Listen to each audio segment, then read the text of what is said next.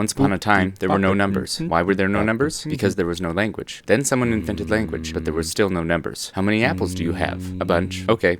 And that was that. Then someone said, hey, I invented counting. How does it work? People asked. Like this. 1, 2.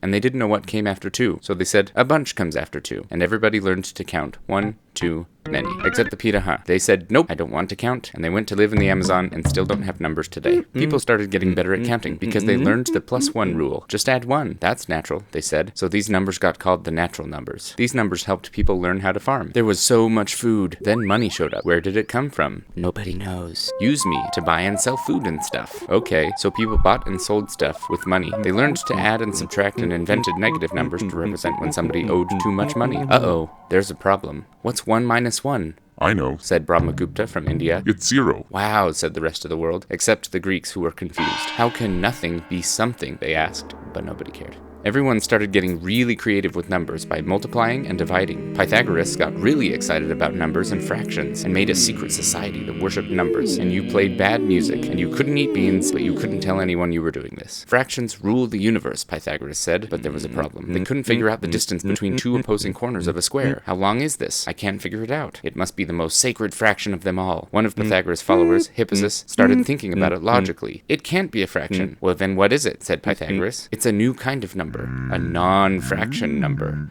That's blasphemy. And Pythagoras killed Hippasus because he discovered the non-fractions, and he wanted to keep it a secret. Oops! The secret leaked out, and people started discovering all kinds of non-fractions, like pi, and the golden ratio, and e, the number, not the letter. With these new numbers, humans could do all sorts of cool things like navigate the seas, calculate the distance to the moon, paint beautiful pictures and stuff. What is the square root of -1? Everybody said it wasn't a real number. A guy named Cardano said, it's a real number because it helps us solve equations. But everyone was uncomfortable with that. So they said, it can be a number, but it's not a real number. It's an imaginary number. Then the world realized that somehow these numbers were just as real numbers because they allowed us to invent electronic things like cell phones, computers, the internet, and they even helped us get to the moon. What will numbers be like in the future?